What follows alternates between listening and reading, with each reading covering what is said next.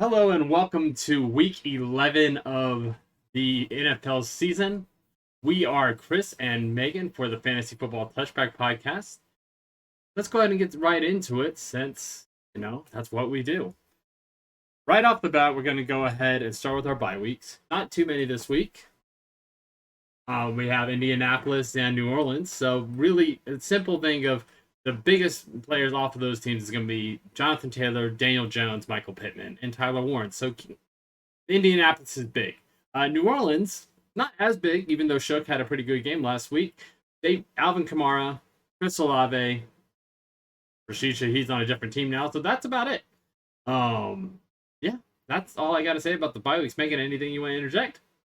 I was just going to say that the NFL really needs to figure out these bye weeks because it feels like we have one or two, and then we have all the teams in the NFL, and then one or two. Like, It, I understand the international games and trying to accommodate these teams, but it really screws up fantasy for a lot of people. it does. I mean, luckily, I don't think the NFL really cares about the fantasy, even though it brings in a lot of money. Yeah. But either way, it's still one of those things where, yeah, you would think that a more balanced bye week slate would be more beneficial because Agreed. with non-balance means more injuries, and boy, do we have some this week. First and foremost, Joe Burrow. This is not a new injury, but it is a update on an injury, which we have a couple of. With Joe Burrow, they have opened up his 21-day period, so they have 21 days to activate him to the roster from this last Monday to see if he's going to play. So keep an eye on that. If Joe Flacco starts to falter, they might get desperate and go with Burrow before he's ready. Brock Purdy is. They've announced that until he is 100% healthy, they are going to start Mac Jones. Now, again, that's if Mac Jones stays healthy as well. So, who the heck knows? Uh, Zay Flowers pops his Achilles. We are really sad to see that. An update from Garrett Say who? Zay Jones. I said Flowers. This is what happens when we talk about it before and I know. we misunderstand each other. Zay Jones of the Arizona Cardinals popped his Achilles. Garrett Wilson got an update. He's going to be out for about 3 to 4 weeks. I'm still dealing with that injury. And just now, we have put it into Marvin Harrison Jr. is going to miss this week because he's having surgery due to appendicitis. So At least this week. at I least mean, this week, yeah. I have never had it done to me, so luckily I have no idea what kind of timeline we're looking at. They haven't really given a timeline. They've just said it absolutely just this happened week. yesterday, It just right? happened today. It just Okay. happened. Yeah, it just happened. Maybe about the reports came in about 30 minutes ago. So that's something where you guys get to see where our timeline is when we post this stuff. But yeah, that's a big one. So the Arizona Cardinals, they're going to be relying on Trey McBride, which we'll talk about here in a little bit. But speaking of that, when we come back, we will talk about the matchups. If you're enjoying the podcast, make sure you like and subscribe. Thank you. All right, week 11 NFL matchup starts with the Patriots and the Jets in Foxborough. Well, the Jets are wanting to go ahead and try to turn around. Since they just traded off everything like we said last week, they still haven't decided who they're going to start. If Tyrod feels better, then I guess they're going to start him. But Justin Fields puts up decent numbers. They're going to. Let's be real honest. They're not going to do much against the Patriots. With Drake May, Ramondre Stevenson is starting to finally lose traction against holding off the rookie Trevion Henderson. Had a couple breakout rushes last week, and of course, the wide receivers are scoring the touch. That's big. Mario Douglas. So really, you have a good highlight on the New England Patriots side, but the Jets side, I don't know if there's anyone, even Brees Hall, I would look, especially since, like we said, Garrett Wilson is. Megan, do you want to talk about the Miami game? Absolutely.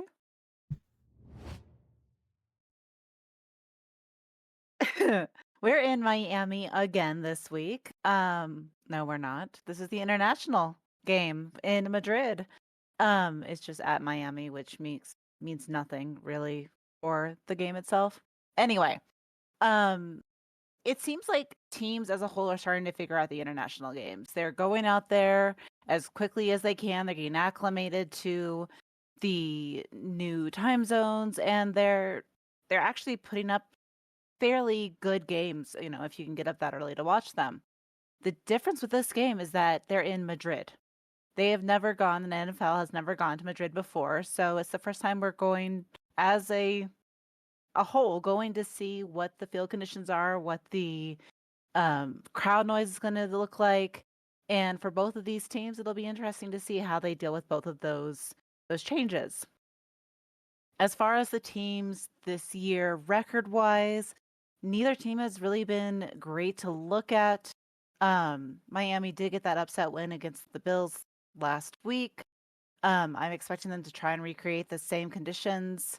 Um, but Washington is not the Bills, and they are struggling as a whole. Marcus Mariota is starting and trying to be a good quarterback for the team. But there's a ton of injuries that they're also dealing with. So I'm not really expecting to see much from the Washington side here. I'm looking to Miami to trot out both Waddle and A-Chain. But with the field conditions not being something that we know, I'm expecting A-Chain to get more of the touches than anybody else on the team. Anything else to add here, Chris? No, I'm just going to be glad when we're done with the international games and don't have to start my mornings off with a really early football game. You and me both. Sure, it's worse for you. All right, Carolina, Atlanta at the Mercedes-Benz Stadium. This is a game of two sides of the coin. It's Carolina sometimes has been doing really, really well, and sometimes Atlanta's done really, really well. And then obviously the opposite side of the coin, they're both doing really badly. Sometimes Michael Penix Jr. does well, and so does Bryce Young. You get what I'm trying to say here. They're the exact same team. The question is, does the defense show up for either one of them? And they could, but it just depends on the circumstance. So we don't really know who's going to show up. Yes, Rico Dowdle finally had a less than 100 yards from scrimmage game last week, but so did one of the top three running backs in the league in Bijan Robinson.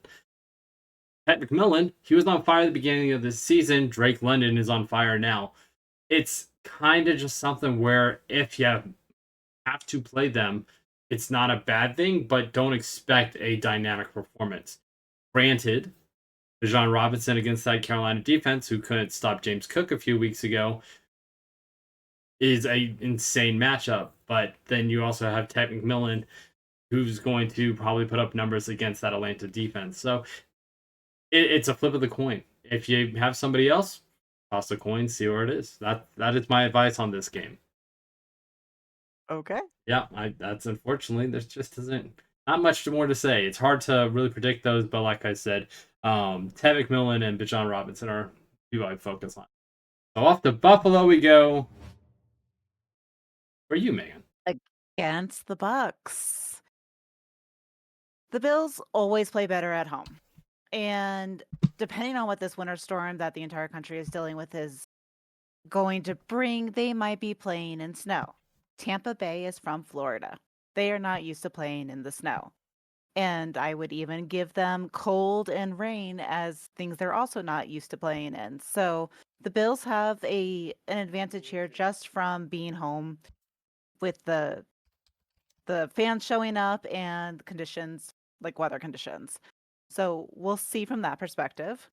Last week's loss was awful for the Bills. Like they just did not show the team that they have been in the past, and I'm hoping that this does a good thing for the team, especially Josh Allen, to kind of light a fire underneath them so that they can actually play. Because if Josh is ready to play, then the rest of the team will be ready to play.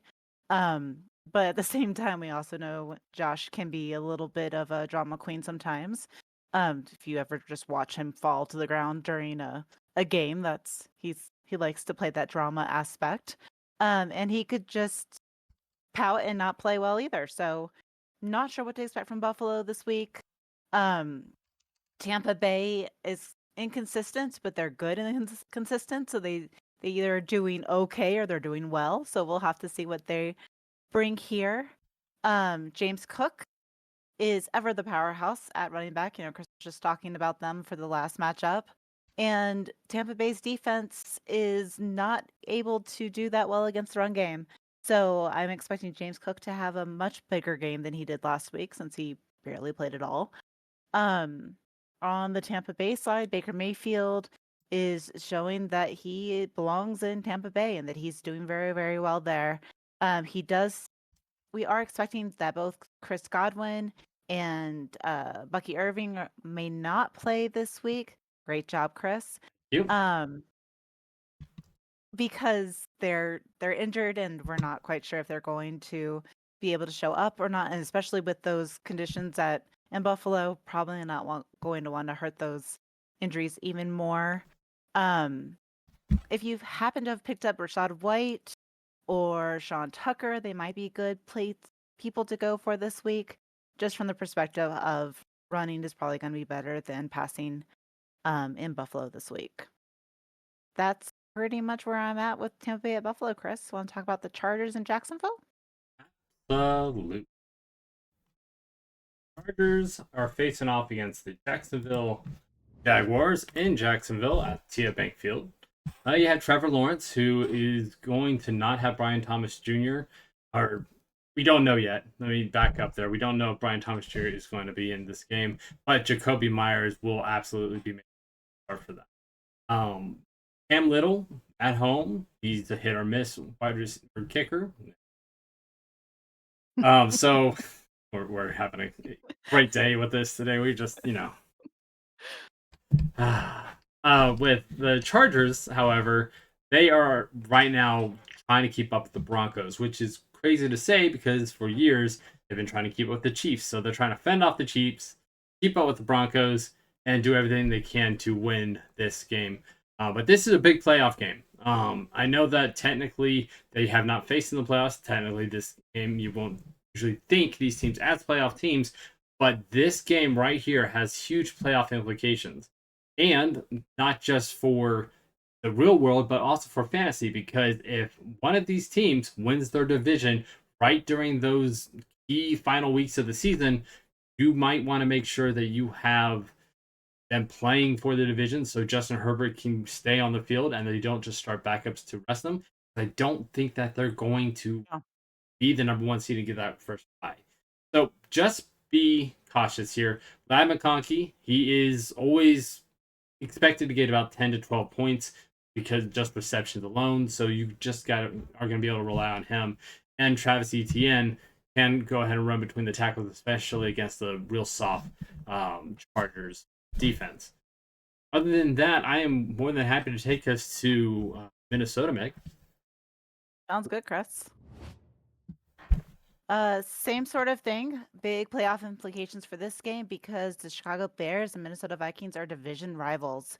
And I'm not going to rehash what Chris just said about getting closer to the end of the year because he just said that. In the first matchup of the year between these two teams, the Vikings beat the Bears, but then the Bears took off, and they have been doing very well as a team and staying together and winning games. And on the other side of the coin, Minnesota has not. So I do not expect to see a rehash of uh, the game that they played earlier this year. But I do expect Chicago to do well. From a vulnerability perspective on the Chicago side, their defense still isn't really coming up to par. And with Minnesota having JJ McCarthy back and Justin Jefferson, I would not start Chicago D this week. Caleb Williams, hello. On it, man. It's just that kind of a day. Oh. Caleb Williams is probably going to keep doing what he's doing, using his favorite targets like Ron Odunze and DJ Moore, just because that's what's working, and I would just stay consistent in that. So expect a good game. Expect Chicago to do better than they did in the first week. And I'm not sure what to expect from Minnesota because they've been inconsistent as late as I don't know. Tomato. Yeah, something. Green Bay, New York Giants, Chris? Yeah, actually, big news for this game that just came across the wire from the head coach Kafka after they replaced Brian Dable. Jackson Dart is on the bench. He is out currently with concussion, and they believe that he is not going to be ready by the next week's game. So instead of Russell Wilson, they are bringing up Jameis Winston. So that is a huge change to your lineups on that. Jameis Winston, if anybody has had him in their league before, the man he will throw for 400 yards, but get like 3 interceptions. So if you are desperate because you have Daniel Jones as your quarterback and you need a quarterback, Jameis Winston is not picked up. Go get him right this second because he is not picked up in any league because he was their third string quarterback. But they are facing the Green Bay Packers, who kind of got, they kind of got showed up against the Philadelphia Eagles last week. And Jordan Love saying that everybody's not playing in the right direction, which is never a good sign. And Matthew Golden is injured half the time. Romeo Dobbs, he ended up missing part of the game because of an injury. Josh Jacobs is the only true, consistent source on that team that you can say. Even Brandon McManus. Yes, he only missed one field goal, and yes, it was clearly out of his range, but they sent him out there to try a 64-yarder, and he ended up not getting anywhere close to it. So Josh Jacobs is So much controversy in I that know, decision. I know, but I mean, what else are they going to do? He knows that they're not going to be able to throw the ball in that wind for that Hail Mary toss. Either way, Green Bay was wishing for a prayer, and they couldn't get it. So something to look at to see if Green Bay is going to bounce back. New York, they're going to have that coach's bump, which is why I would imagine that Tyrone Tracy's going to have a bit of extra step. Wandale Robinson, Darius Slayton, Theo Johnson, all of them, if Jameis is as, I'm going to just say insane as he usually is by just winging the ball out there, not caring who catches it or whatnot, they're going to have their opportunities. And then, of course, Younghoe Koo. He was good. He was 100% last week, so we'll see if he can keep it up this week after the. Let's head to Pittsburgh.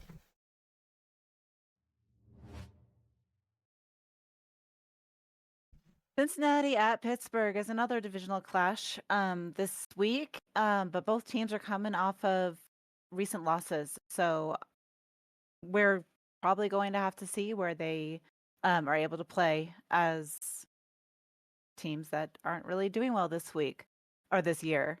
Like Chris said earlier in the podcast, the Cincinnati Bengals opened Joe Burrow's 21-day window, which doesn't necessarily mean that he's playing this week, because the Bengals have 21 days to activate him or take that penalty. So we're kind of expecting Joe Flacco to continue to play this week against the Steelers, just to give Burrow another day off or a week off.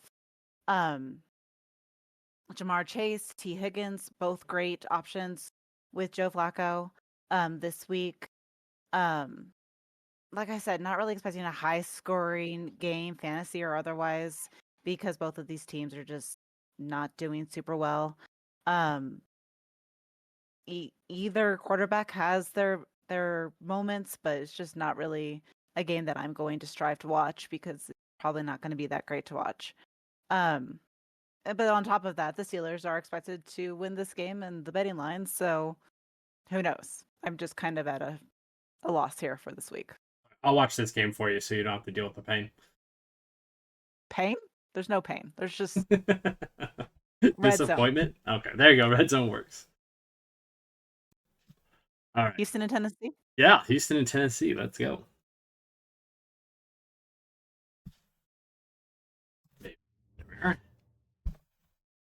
Nashville.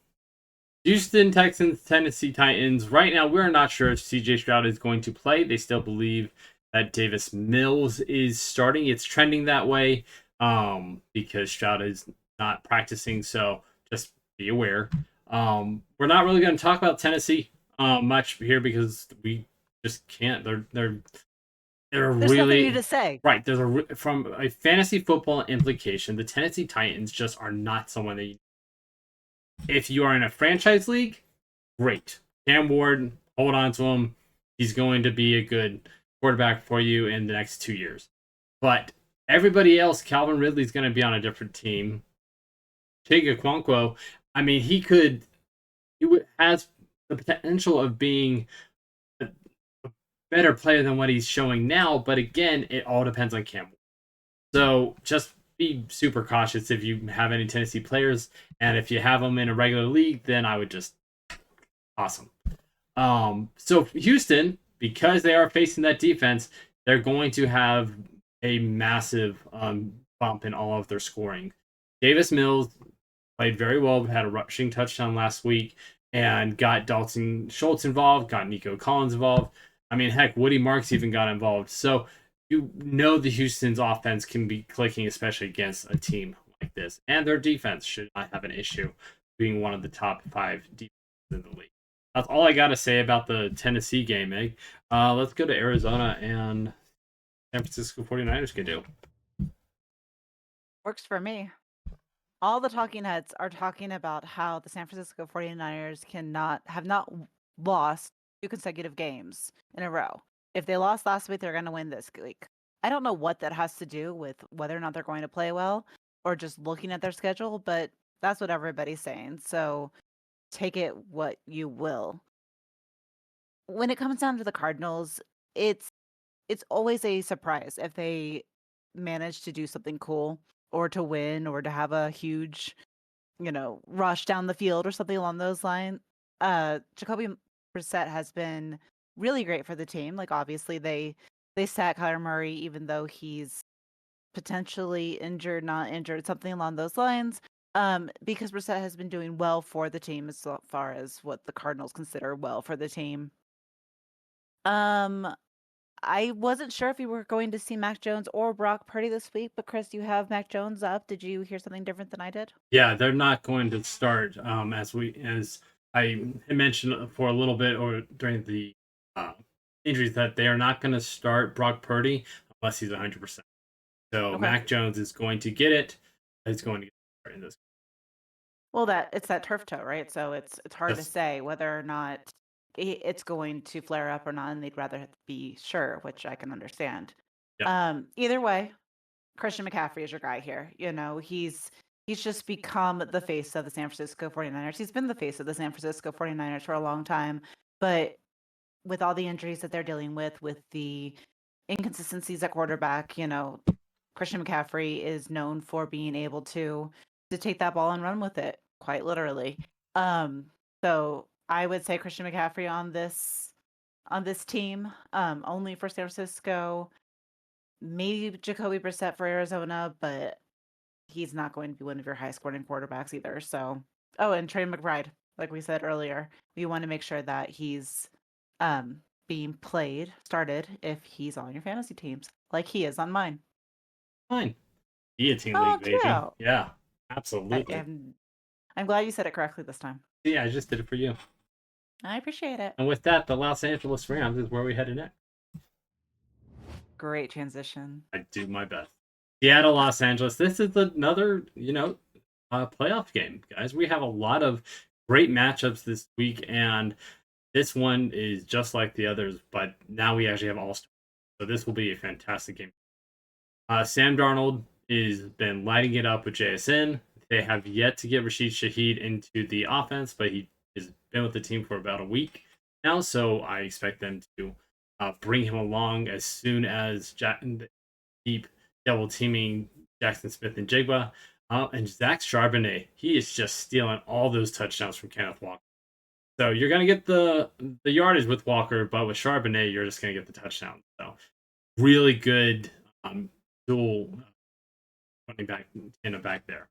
And then you have the Rams, who they don't worry about dual threats. They just say, yep, Matthew Stafford, throw the ball. Kyron Williams, score a touchdown. Puka Nacua, be the number one wide receiver. Exactly. Don't get injured. Be the number one wide receiver in the league. And Devontae Adams, people for some reason keep forgetting about you, so we're going to throw you a couple touchdowns.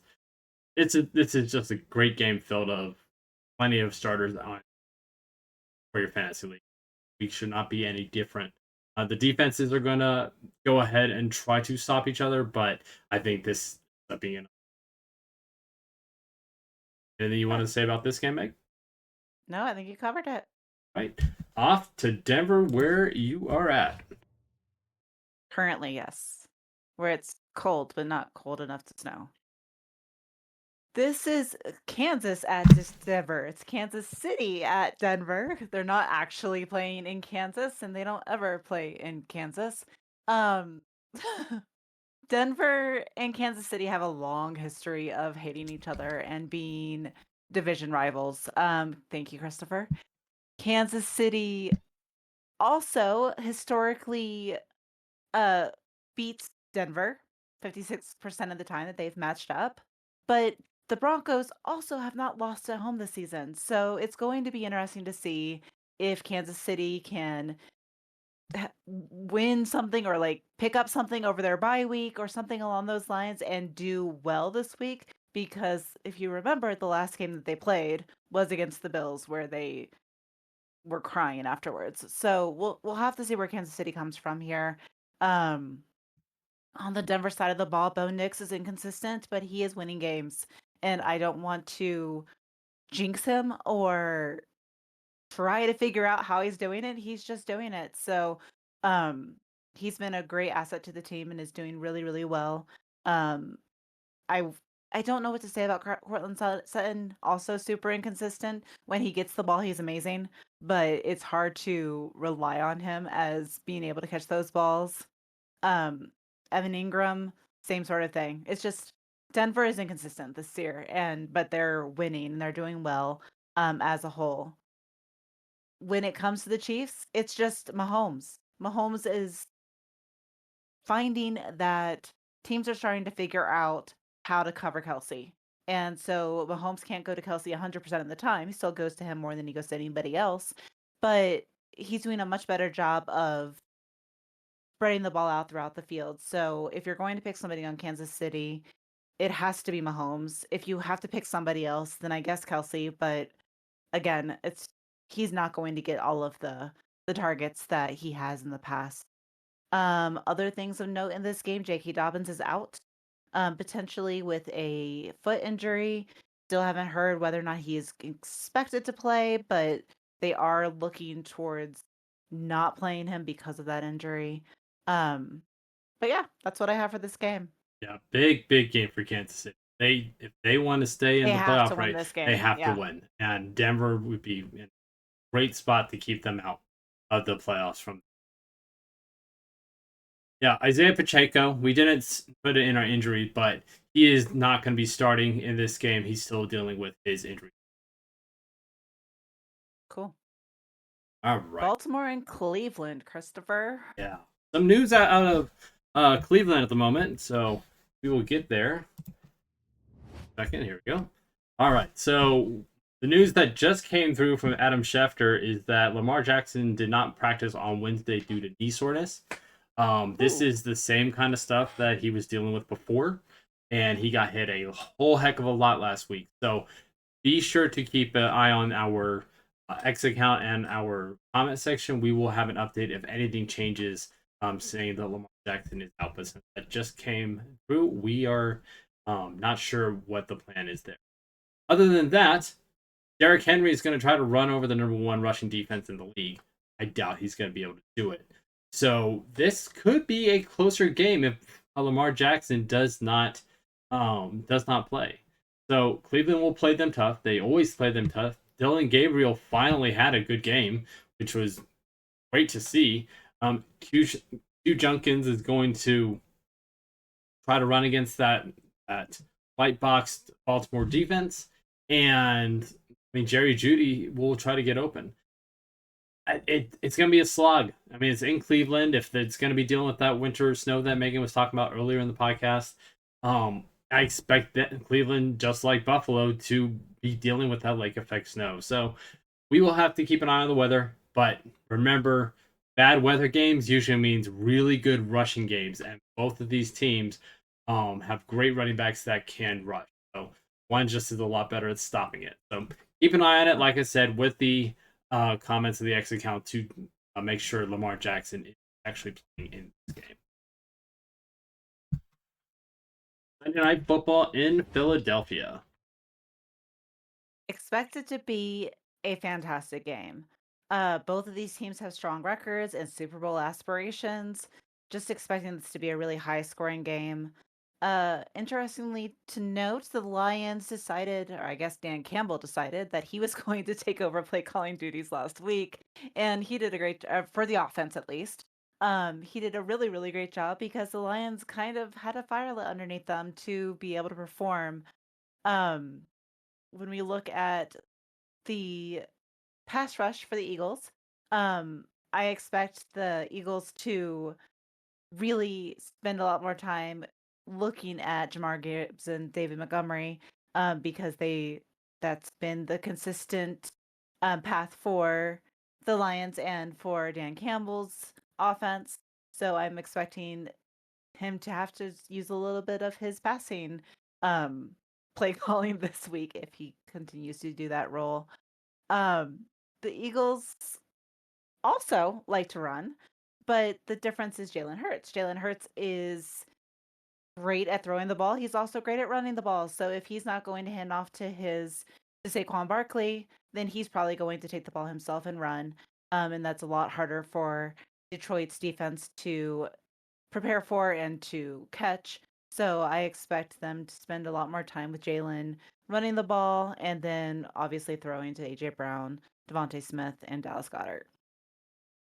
Anything else for this one, Chris? Well, actually, I was wondering if you had heard or saw what AJ Brown came out and said about how if you have AJ Brown literally said this in an interview. If you have him on your fantasy team, he says get rid of them because he's not going to do, and I will not say the word because we are a family friendly show.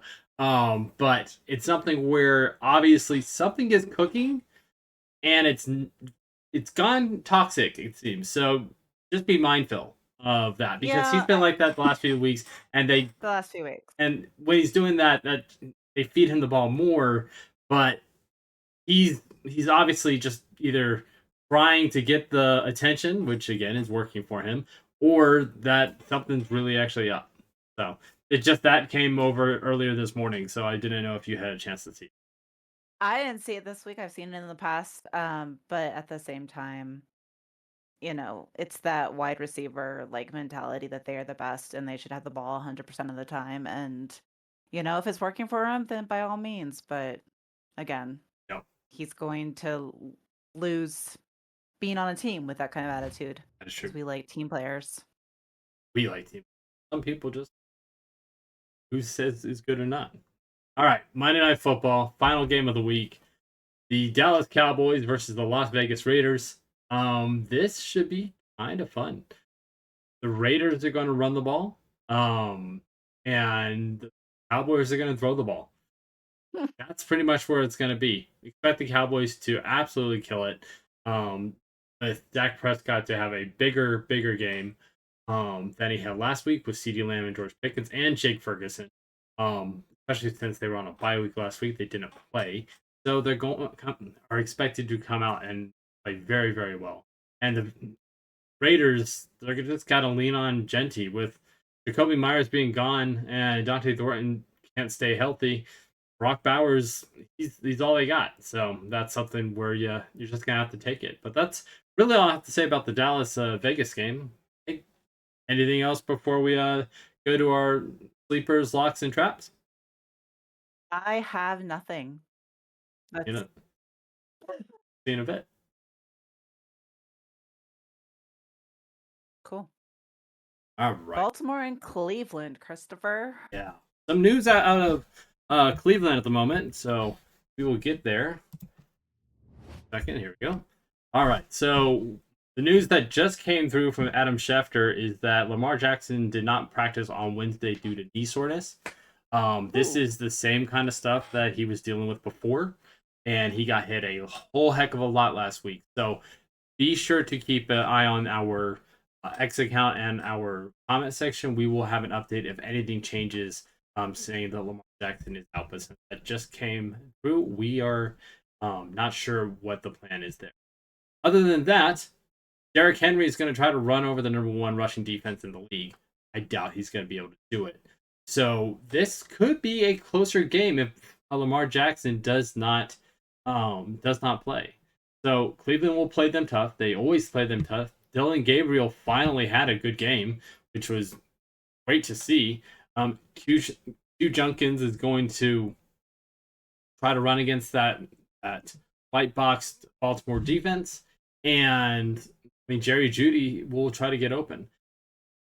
It's going to be a slog. I mean, it's in Cleveland. If it's going to be dealing with that winter snow that Megan was talking about earlier in the podcast, I expect that Cleveland, just like Buffalo, to be dealing with that lake effect snow. So we will have to keep an eye on the weather. But remember, bad weather games usually means really good rushing games, and both of these teams have great running backs that can rush. So one just is a lot better at stopping it. So keep an eye on it. Like I said, with the comments of the X account to make sure Lamar Jackson is actually playing in this game.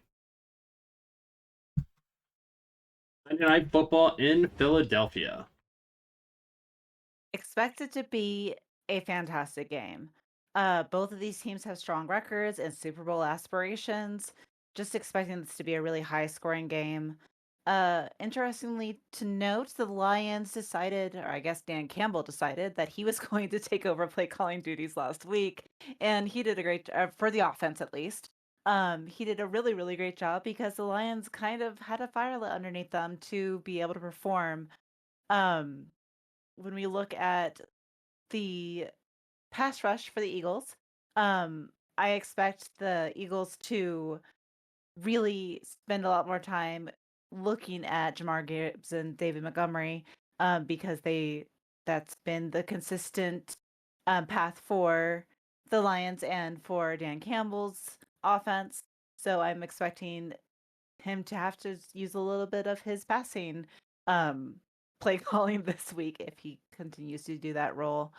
Um, the Eagles also like to run, but the difference is Jalen Hurts. Jalen Hurts is great at throwing the ball. He's also great at running the ball. So if he's not going to hand off to Saquon Barkley, then he's probably going to take the ball himself and run.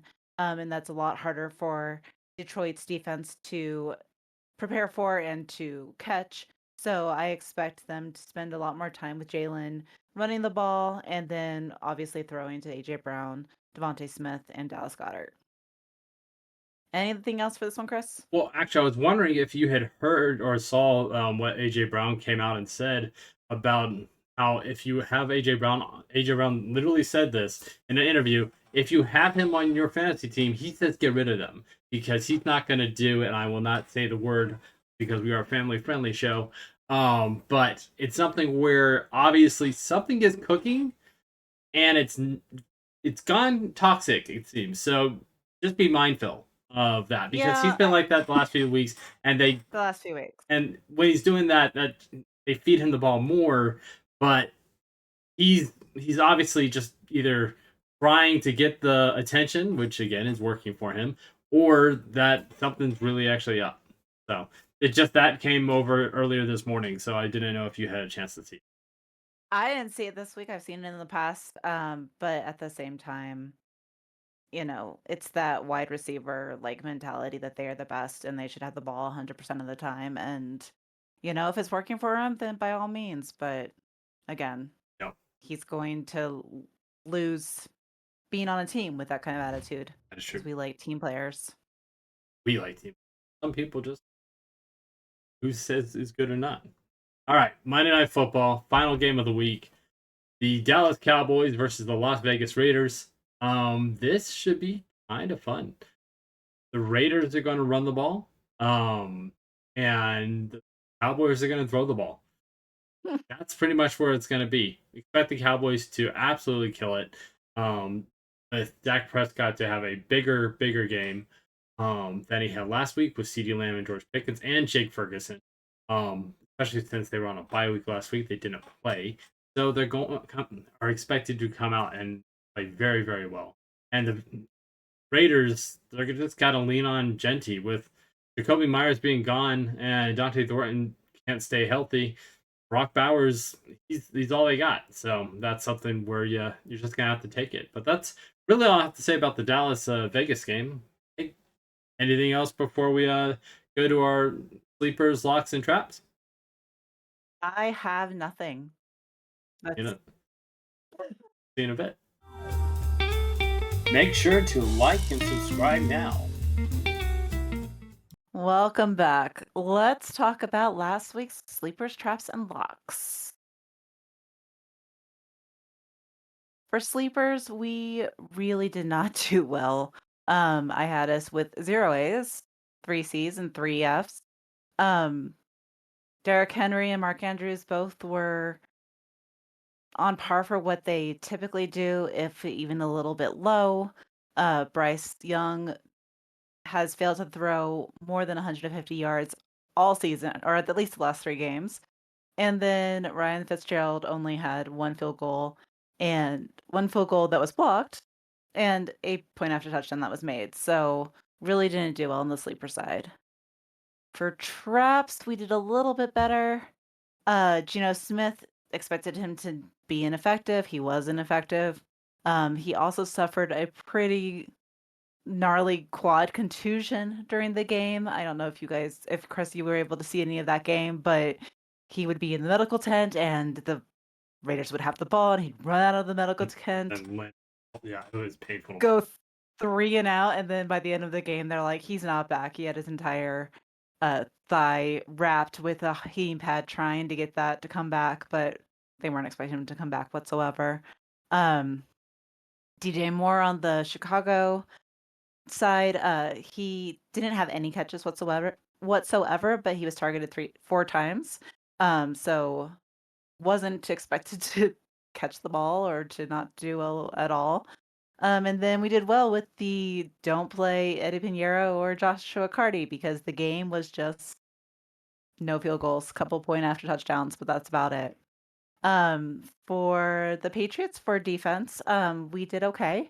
It was kind of a mixed performance, allowed some really big pass plays, ended up coming out with the win, but it was a hard-fought win, and was not based off of the Patriots game whatsoever. And then Breece Hall and Zach Ertz, or Ertz, didn't do anything.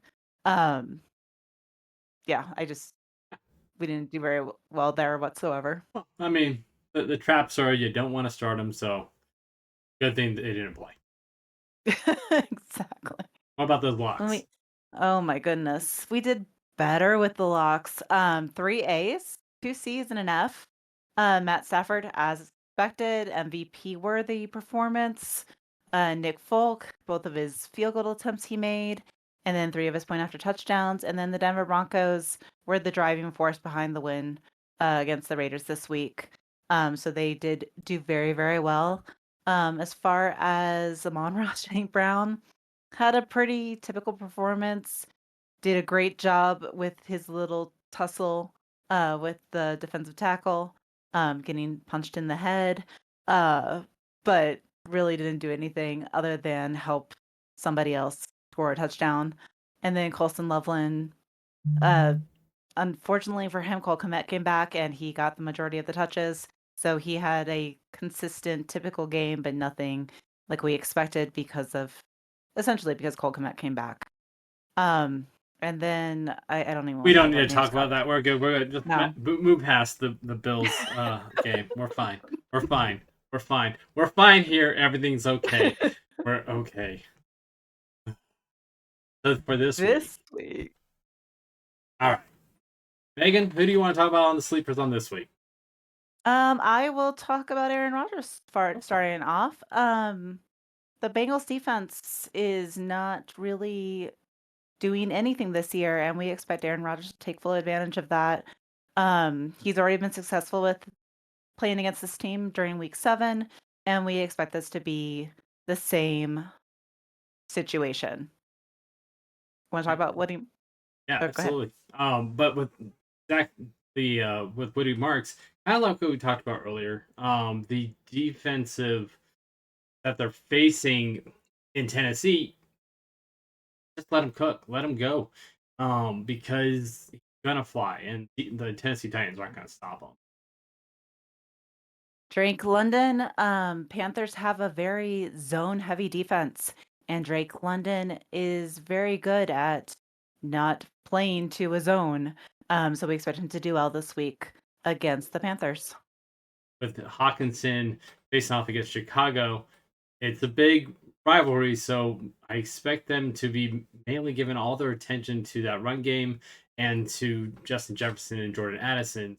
Leads TJ Hawkinson to be getting a couple sneaky sleeping points. Yeah, for sure. Chad Ryland, we're not really sure. Yeah, we talked about it during the matchups. With Atlanta, with Arizona not having Marvin Oklahoma. Harrison. No, yeah, I'm sorry. Without having Marvin Harrison Jr. in this game, we're expecting that the game is going to be much more to getting close enough for a field goal. So Chad Ryland should be able to get those easier field goals to help the score progress a little bit. And we don't need to talk about the Packers because we already did. So for our trap, this was put up obviously Lamar Jackson dealing with that knee soreness like we talked about earlier. Really, actually, this just enhances it more. I would not go with Lamar Jackson if you have it. This could be a big game, but if he's already dealing with knee soreness and there's going to be snow, that's kind of where what I'm seeing with all the traps here, Megan, is that they're all cities except for the Rams that are going to be dealing with snow games. Yeah, for So, sure. I mean, that's really the reason why we're putting the traps out there is to say, just don't expect them to meet up to their standard from where they are. But when it does come to it, we're going to have our locks for this week. And Caleb Williams is going to try to utilize that soft Minnesota defense. That's kind of where I think, like we talked about. But about Christian McCaffrey? What makes him our lock, Meg? Same thing we talked about during the matchups. He's pretty much the only person on that team that is going to do anything. So he's the San Francisco 49ers 100%. Yeah, Puka the exact same, Dalton Schultz the exact same.